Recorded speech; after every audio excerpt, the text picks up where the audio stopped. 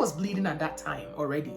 And he went ahead, used his teeth, his mouth, and bit me. And I'm thinking to myself, oh my God, what kind of animal is in this car? Hello guys, welcome back to my channel. I know this is a very different video from what I usually post on here, but I feel like this story needs to be told, and that's why I'm doing it. On January 19th, 2013, I got a chilling phone call from my friend telling me that the guy who tried to kill me because I wasn't interested in dating him anymore killed the mother of his kids.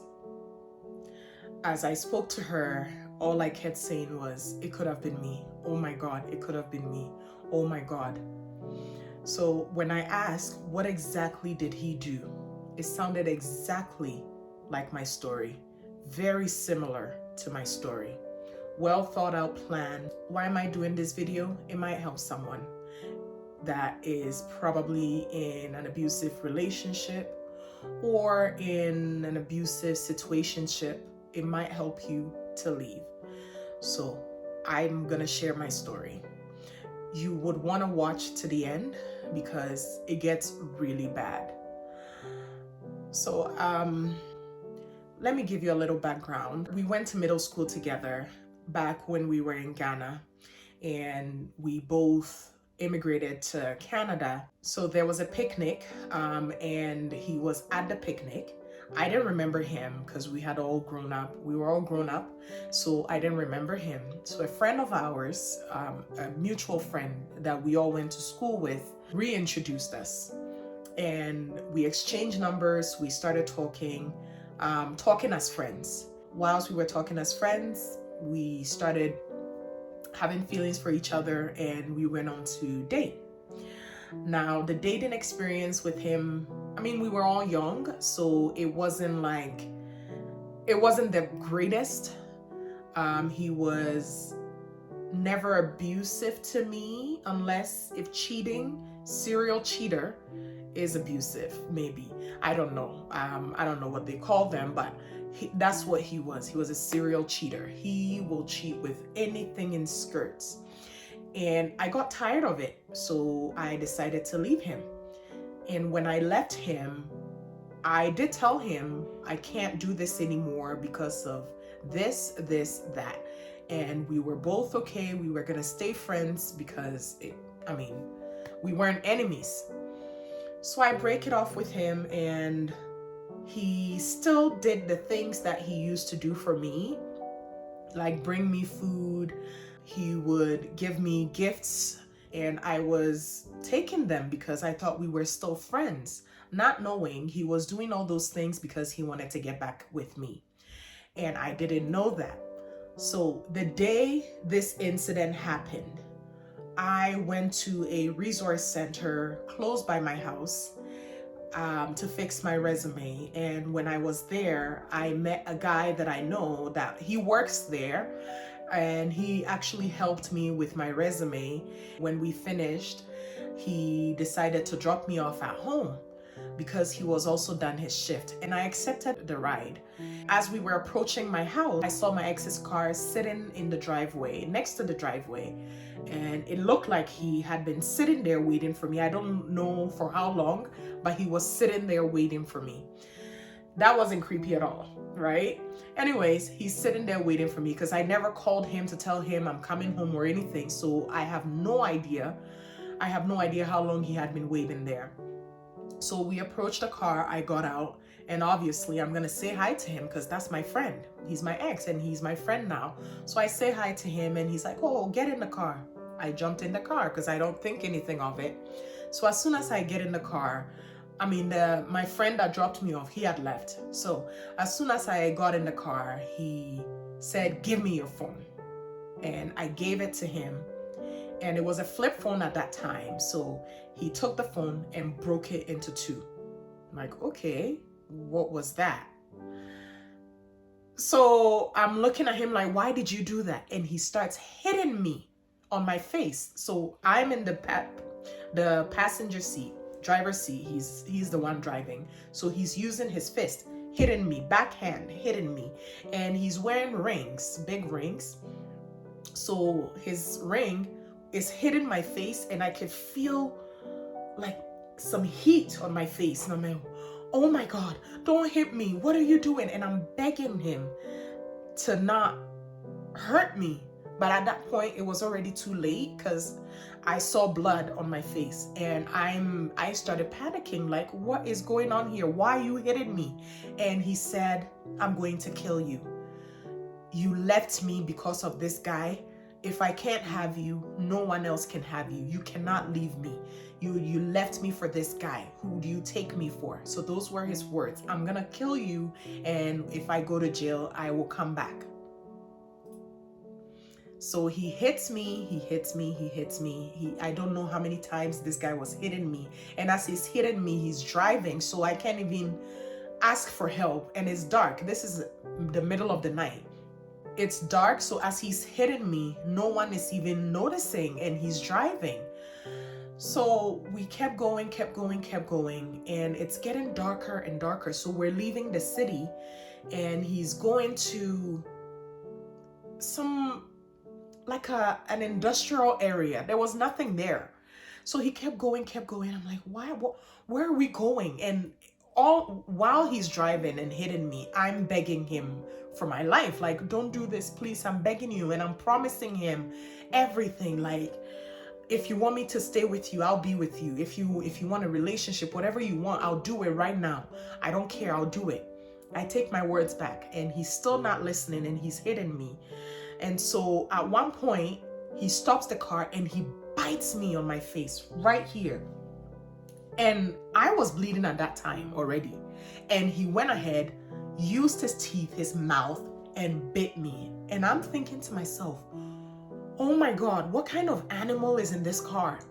I'm scared for my life at this point, because he is becoming something else. It's like something had possessed him, and he's doing things that I had never seen him done before. So I'm scared for my life. I'm screaming, crying, begging, doing any and everything I can do to get away. And he's still driving. So he stops in the middle of nowhere. And as I said, it's very dark. There's nothing, no cars, no houses, no nothing. I don't know where he took me, but there was nothing there. And so he parked his car and he said, this is where I'm going to put you. That hole right there, that's where I'm going to put you. And the fact that he knew which hole to drive me to, that means he had already gone there to dig the hole, or he had driven by and seen it and he was going to put me in there. But it wasn't just by chance that he drove there to put me in that hole. So at this point, my whole face is on fire. I'm bleeding. My mouth is like huge. I already have a big lip and it's bigger now. My eyes are like black eyes, swollen face. I'm trying to get the footage of my face when he hit me. I deleted them. I'm still trying to recover them. If I'm able to, I would definitely put that in the maybe in the next video or something. So my face is all swollen. I looked disfigured, like my face was bad. And so he said, this is where I'm gonna put you. He got out of the car and I'm thinking, should I run? If I run, I have nowhere to go. I don't know where to go. There are no houses that I'm gonna go knock on for help. I had nothing. I have no phone because he had broken my phone, and nothing. So all I had to do was beg for my life, and I'm begging him. I would do anything. I'm begging you in the name of God, please don't kill me. And all he kept saying was, I'm gonna kill you. This is it. This is the end. I'm gonna kill you. This is it. This is it. So he goes back to the back of the car and grabs a box. And he brought the box and he said, there's a knife here and I'm going to use it to kill you. So he opens the box, taking out the knife. And as soon as he's taking out the knife, I saw a bright light, like a light. It wasn't too bright because it was still kind of far, but I saw a light approaching us, like coming in our direction. And it looked it looked like a car, and I was praying it was a car. So as soon as we saw it, I looked there, and he noticed that I saw something, so he also looked there. And as soon as he looked there and he saw that it was a car, he panicked, and he threw the knife to the back, at the back of the car. He threw it to the back seat. And as soon as he threw it, he turned and he looked at me. And he's like, "Oh my God, you see what you've made me do to you? Oh my God, so much blood. Oh my God." And I'm looking at him like, are you kidding me right now? You literally just did this to me. And you're looking at me to blame me, that look at what I have made you do to me.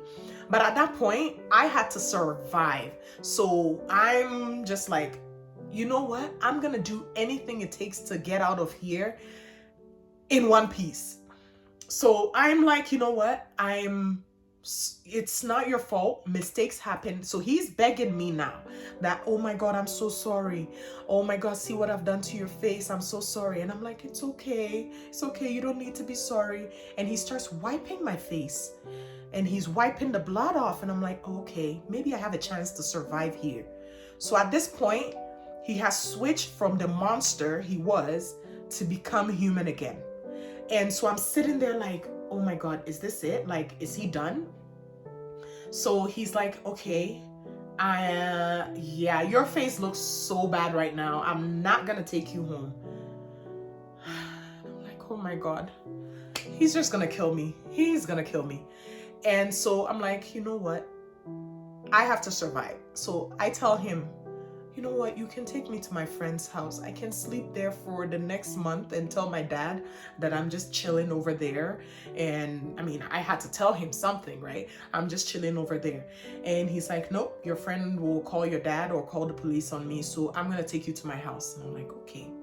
His house isn't too bad because he had like an older lady that he was renting his room from. So I said, okay, if that's where you take me, that's fine. I mean, at that point, I had no other choice. I mean, he can't leave me there. It's in the middle of nowhere. So I decided, you know what, sure, take me. So he took me to his house. At that time, the owner of the house is sleeping and her kids are sleeping.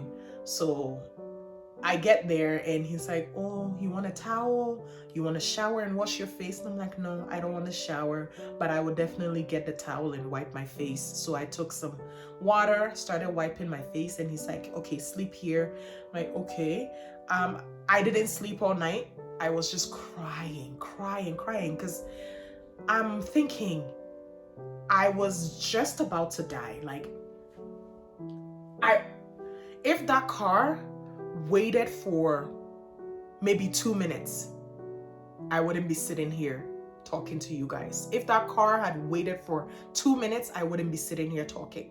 And so, but that car, whoever was in there, I send them all the blessings in the world. I pray, I don't know who it was, but wherever he is or she is, I pray that that person will be blessed. That person's kids and that person's kids will be blessed. His generation will be blessed. And because he saved me, he or she saved me.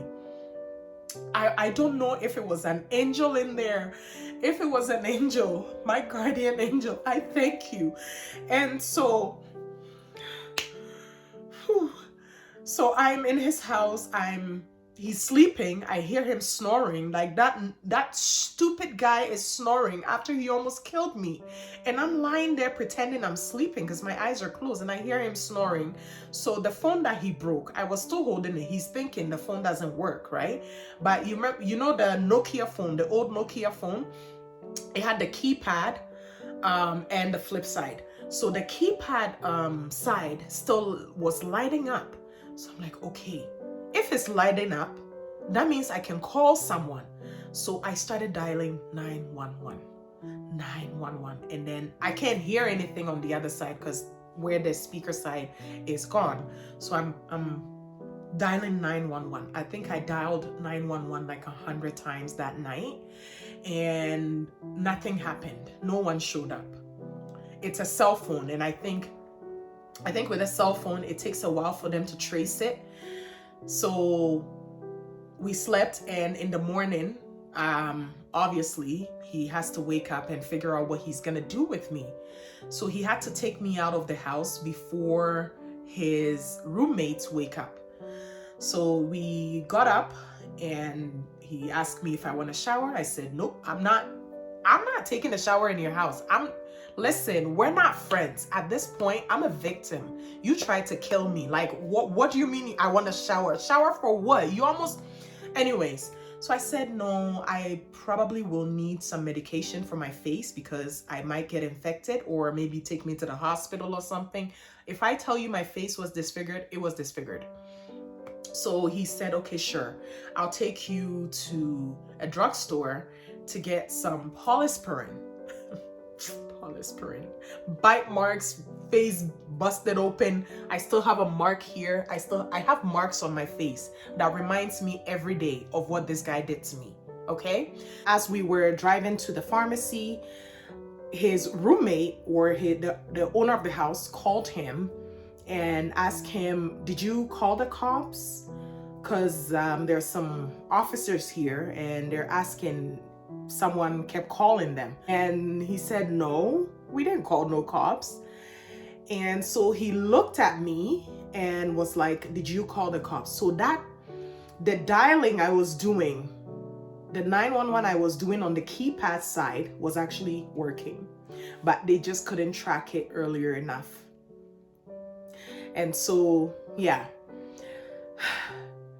for some reason, he believed that I wasn't the one that called them, and he let that side go. We went to the pharmacy, and I didn't get out of the car because he wouldn't let me out. And I don't know. I was just sitting in the car. At that point, I could have gotten away, but I don't know why I was still in the car, because we had gotten to the city. But I don't have a phone. I had no money on me. I had nothing on me. So I'm in the car waiting. He went inside, got the polysporin, and he said, okay, here, take it. So when he got back, I'm like, oh, my dad will be looking for me.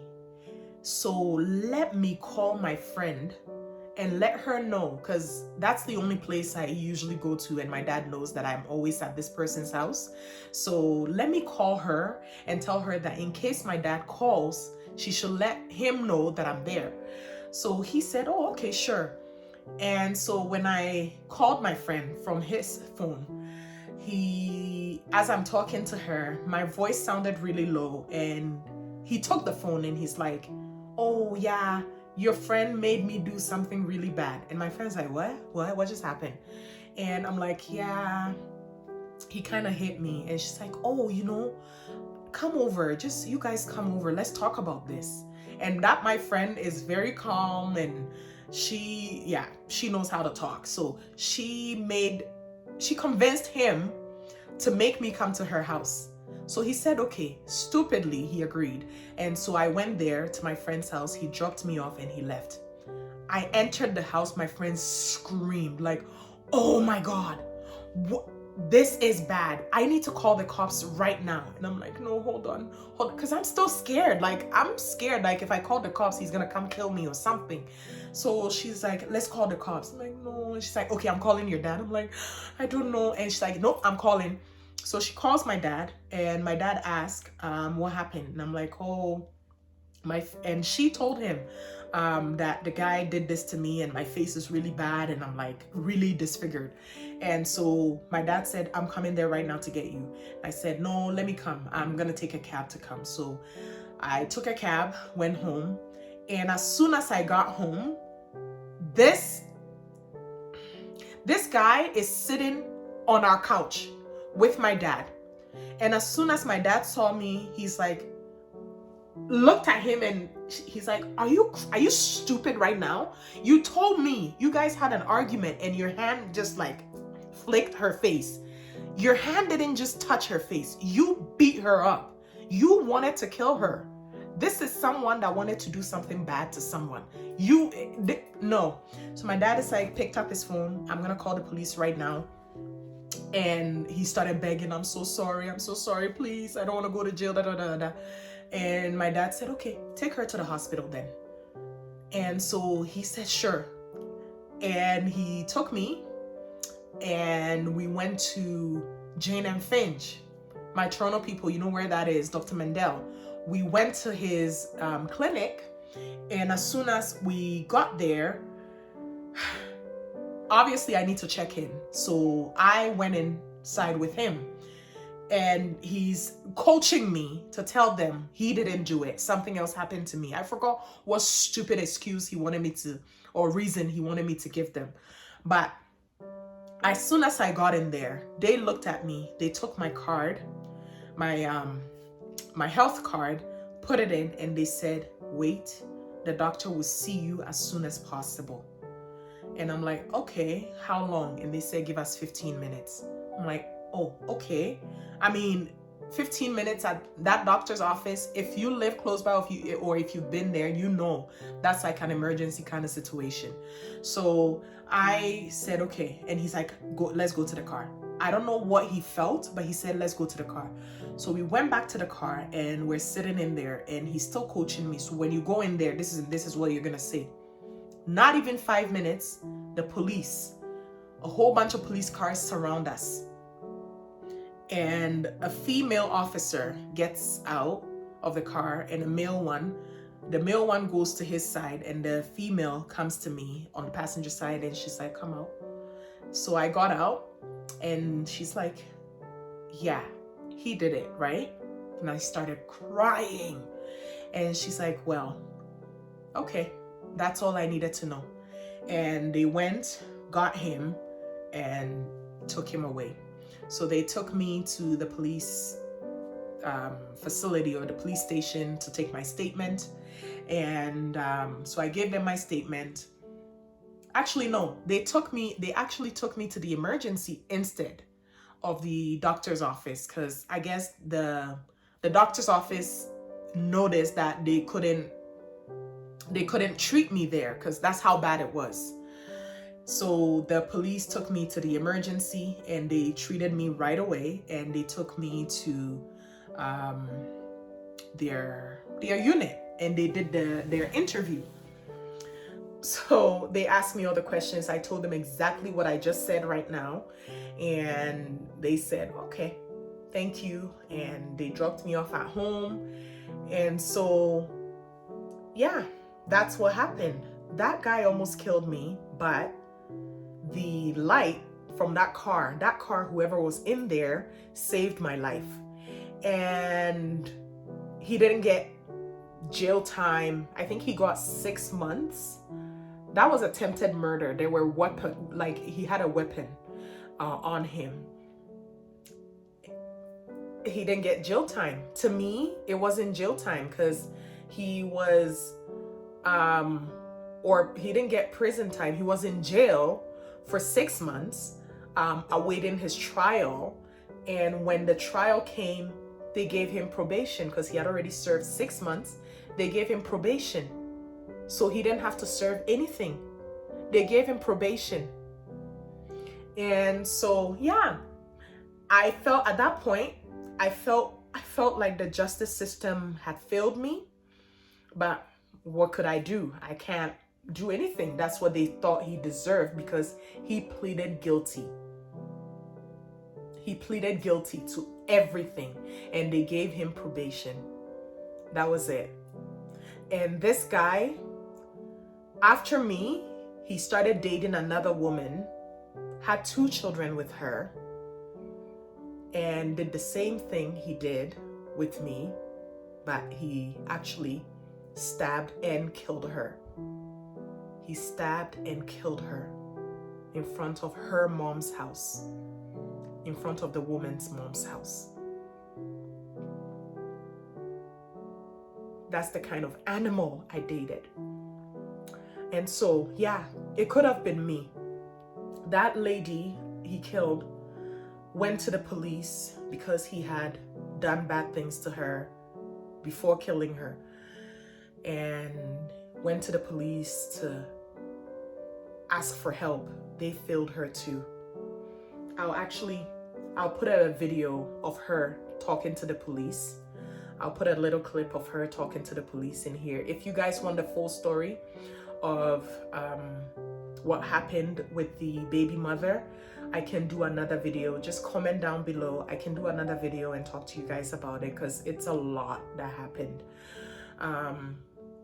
But yeah, that guy right now, he's serving life sentence with I think he will be eligible for parole 22 years, after 22 years. And so yeah, I decided to tell my story. And what made me do this video is because I went to a party or a wedding 2 weeks ago, and I saw his friend, and I got triggered. I got so triggered because when he killed the girl, when he killed his ex-girlfriend or his baby's mother, his friends were on Facebook saying that everyone makes mistakes. That's what they were saying. And I got so heated, and I'm like, a mistake? A mistake is when what is even a mistake? I don't even know what a mistake is here. You literally took another human being's life, burned another human being. You have to be an animal to do that. His friend, and others were actually supporting him. I'm like, what kind of human beings are you? What kind of people are you? Yes, he's your friend, but he took another person's life. It doesn't matter what history they had. It doesn't matter what you know about their relationship. He killed someone. He took 2 children, 2 kids, their mom from them. So as I saw one of his good friends, who was part of the people that were writing nonsense on Facebook, I saw him. I looked at him and I looked away, but I got so triggered. So I'm like, you know what? I'm gonna do this video and talk about this, because this could happen to anybody. It could happen to anybody. And there were signs that I could have seen, but I didn't. I looked away. There were a lot of signs, but I looked away. And I think, as I said, I wasn't his first victim. I was his second. And I knew about the first one, but I didn't do anything about it. I didn't run. I still stayed because okay, maybe the girl did something. No, attempted murder can always lead to killing, murder. I didn't know that at that time. I was young, my young mind. I was in love. I was whatever I was in that thing. And it left me with trauma that I have to deal with every day. I've been through therapy, and I'm still going through therapy. I'm still trying to build myself. I think I'm at a better place now, but I saw his friend and I got triggered. So maybe I'm not, I think it's a good thing to still feel the pain, because that was someone's daughter that he took. The mom will never get to talk to her again because of this monster. So yeah. Anyways, that is the end of the video for today. I wanted to share, if you're in any abusive relationship, verbal, emotional, physical, run. Don't wait, run. As I said, comment down below if you want me to do a video on how, on what happened after he got out and finding another relationship and going on and killing the girl. Let me know. I'll do another video. And yeah, thank you so much for watching. Always remember, there is help out there. Seek help.